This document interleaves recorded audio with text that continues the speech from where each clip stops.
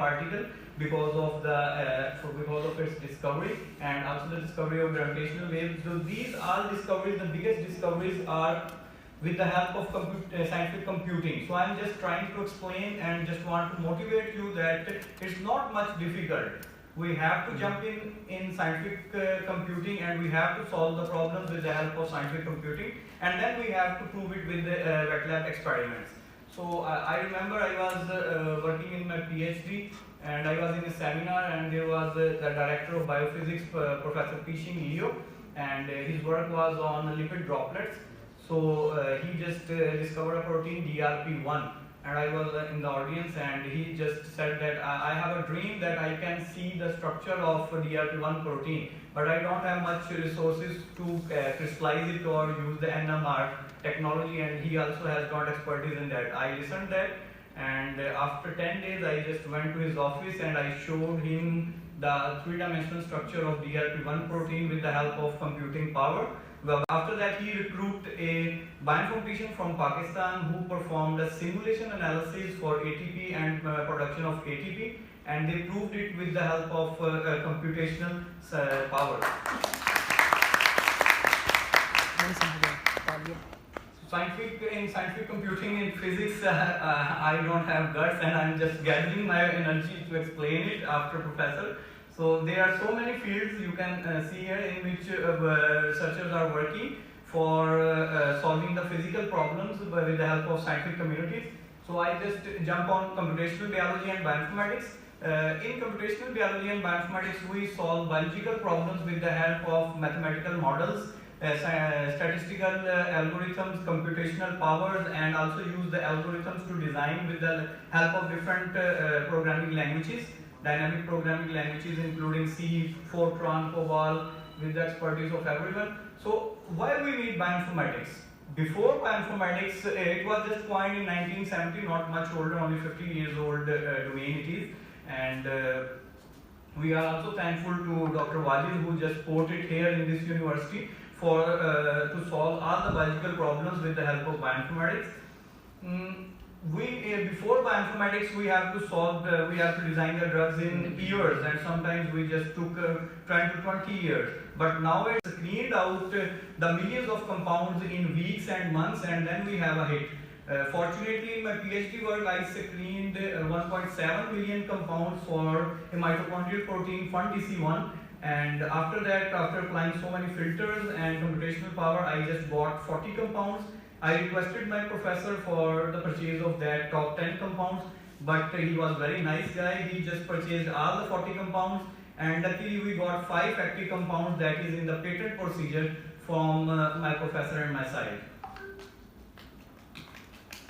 So bioinformatics has so many diverse fields in genomics, transcriptomics, omics, proteomics, and the agriculture sciences. So here I have a basic structure of how we just perform simulation modeling for some biological problems. Like first of all, we should have a sequence. Maybe it is protein sequence or a DNA sequence or any complex problem. After that, we just structure it. We just use dynamic simulations for modeling. We just evaluate the function. We just elucidate the function, and then we just report it how it is working or how this mechanism works. After that, we just apply the experimental techniques and just verify that the computational work we perform has some authentication.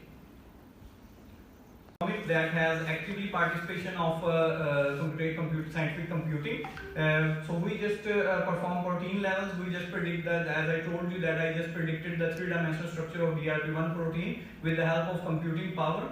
So after that, we just design or screen the compounds from a specific conserved region of protein with the help of computing power. In genomic section, we have nucleotides. We just use the GWAS, genome-wide association studies. With the help of that, we can just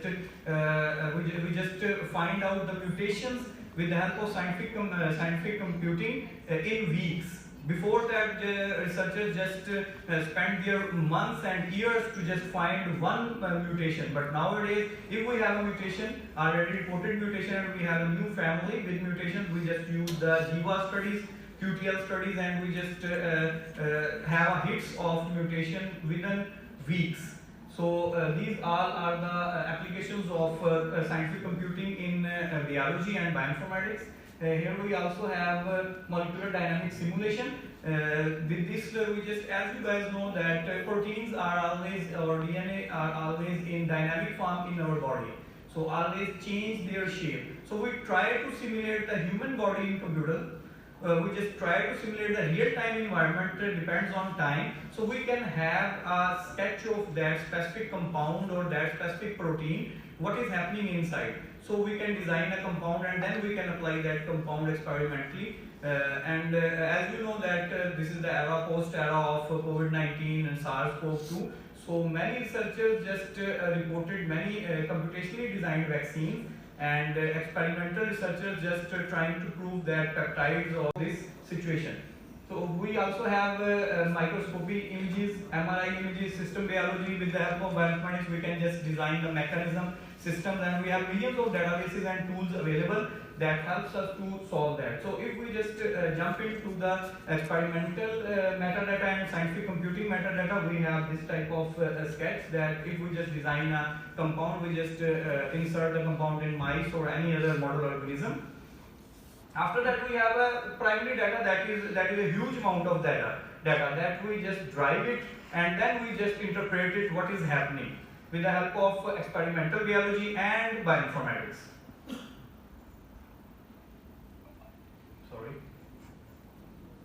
So databases. So we have many databases that helps researchers to solve the data. As mentioned here, sharing is caring. So we have so many databases, we can retrieve data easily. If any researcher from University of Okara just reported a sequence of a novel genome or novel gene or any protein, so we just submit it in DDBJ, DNA Data Bank of Japan, or maybe in NCBI, National Center for Biotechnology Information. Different consortia are available, so everyone can use that and everyone can work on that. Here we EMBL, NCBI, and here I want to tell you that Department of Bioinformatics, University of Okara also just generate a database, first database of Pakistan that has all the compounds that affect gastrointestinal diseases, and we just submit the article in Nucleic Acid Research. I hope they will acknowledge it. After that, we have protein sequence databases, that is UniProt, SwissProt. These databases have all the proteins available in the world. So you just go on that or just open that website and database, and you just can take that protein sequence and you can work completely on that. Here we have other protein structure model and many other databases are available that have all the structures. Especially I just want to mention here PDB, Protein Data Bank. That is a specific database that has all the precise structures available of proteins from this whole world with the help of NMR technique and X-ray crystallography. If anyone wants to analyze or anyone wants to work on any protein structure, he or she can just visualize that database and take that protein out for their specific work. In life sciences, bioinformatics just have sequence analysis. With the sequence analysis with the big supercomputers, just to analyze that if we have any novel gene or genome, we can compare it with already available. If we have any mutations, SNPs, single nucleotide polymorphism, we just use bioinformatics techniques with the help of scientific computing to solve that where that SNP is, because a human genome is of 3.2 billion base pairs. And a huge amount of data was generated after a Human Genome Project 2003, and at that time really the bioinformaticians just came and solved the problem to store the data, analyze the data, annotate the data, and help the scientific community to solve all these biological issues. So all the sequences with the chimpanzee, from primates, from the Liceturians, and from other rodents, and then we can generate a specific evolutionary biology tree with the help of computing power. So we can check that where the mutations occur in past and how we can cope out these types of mutations in our future. These databases are available online that has the genome of different organisms like Homo sapien from 2001. So these total genomes of all these organisms are available on these databases. I am in hurry because time is very less. over 300 publicly available databases pertaining to molecular biology, like GenBank, that has 3.25 trillion base pairs from over 1.6 billion nucleotide sequences. A huge amount of data is available, and we just need different experts that can just download that data and annotate that data and give some information from that data that was produced by our researchers from all over the world. Here we have protein data bank, as I already mentioned, that 64,905 protein structures are available there from different organisms. However, human has only 20,000 proteins and available there if anyone wants to work on that. Thank you so much, everyone, and I, on behalf of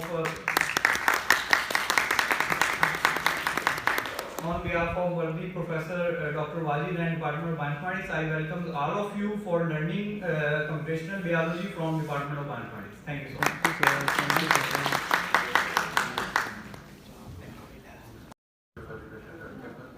And the title of my talk is Computational Physics and Science. Basically, this talk is specifically for undergraduate. Basically, this talk has two portions. One is for undergraduate and the other part is for the postgraduate. So let's have a look on the outline. The first part is about introduction of computational physics, then what is modeling, what is simulation, what is Monte Carlo method, and what are the applications of Monte Carlo. So first of all, we will start from computational physics. Before understanding computational physics, we should know what is computational science. Computational science is a combination of computer, science, and mathematics. If we want to solve any problem in any field of science, either it's in physics, in chemistry, in bio, or anything else, we have to first of all have a computer, then we should know mathematics, and then we can apply computation. That is why we call this computational science. So it's easy to understand experiment. But now we have 3 pillars. I'm not sure about the date, from which date, but now we have 3 pillars. The third pillar is called computational. We can if we have theory and we want to apply it on experiment, or we want to perform some experiment, then instead of performing experiment, we can solve it computationally. For example, I have this remote in my hand. If I want to design it, it will take a lot of effort, a lot of time. Maybe we have to repeat experiment again and again, and at the end we know our experiment is failed. So to overcome this issue, what we do, we apply computational physics. We make some models, and then we try to solve. And then we try to see either we can design it, our result will be acceptable or not. If they are acceptable, then we can process to the experiments. So for the experiment, this is again the same one that we have computational physics. This is just the flow. In between, we are all using the predictions. In the theory prediction is the experimental side, prediction along the computational side. How we perform simulations or computation? There are 3 types. One is the small simulation. For small simulation, this laptop or a general system is enough. But if we have some large simulation, we need some cluster system, as Professor Saab has shown, the cluster system. We can use that cluster system to solve that large simulation. But if we have very, very large problem to solve or simulation, then what we use? We use grid computing. So for the basics of computational physics, what we need, we have to understand, we should know what is numerical analysis. For numerical analysis, you should know what is mathematics. And then, what is the want? We have to check, we have to make it in sequence. So we have to make it in some manipulation.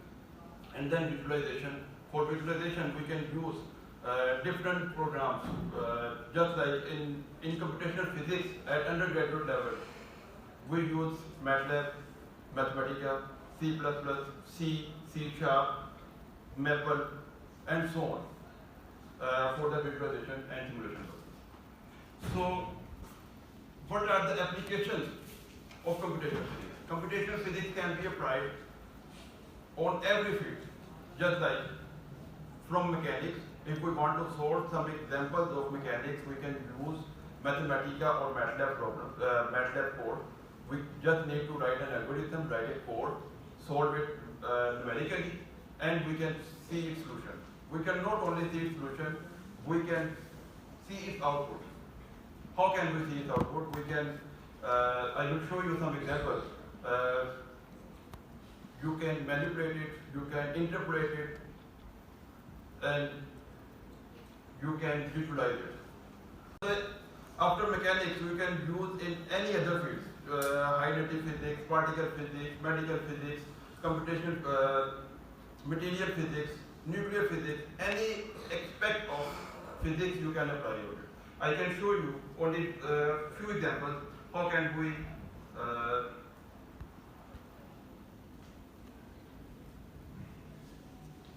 do this? In computational physics, all of you know about projectile motion. In projectile motion, you see we give the initial position, we give the final position, we give the angle, gravitational value, some factors you give, and then at the end what happened? You can find that the projectile is moving from one position to another. So in computational physics, I am not, this is the code which I have written. I am just giving the value. You can see I am not teaching you the code.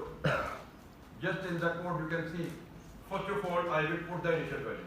Suppose the initial value is 10 meter per second. And then what is the acceleration? Gravitational. You want to move, throw it from one position to another. So suppose I put it 45. And then I put it enter.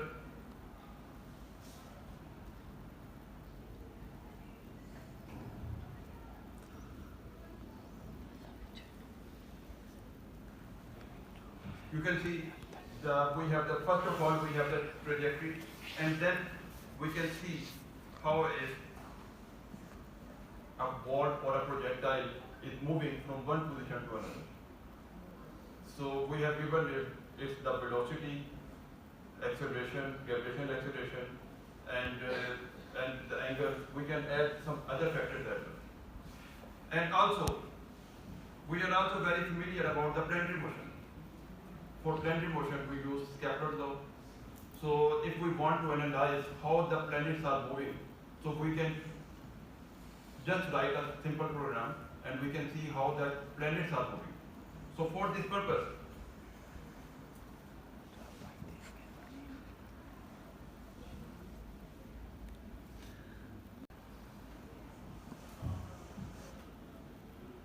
what we call it animation. So what we are doing, we are just taking the planetary motion. This is basically, its parameters are fixed. So if we change the parameters, we can see another type of its motion. And the last part of it is math spring system. All of you are very much familiar about math spring system.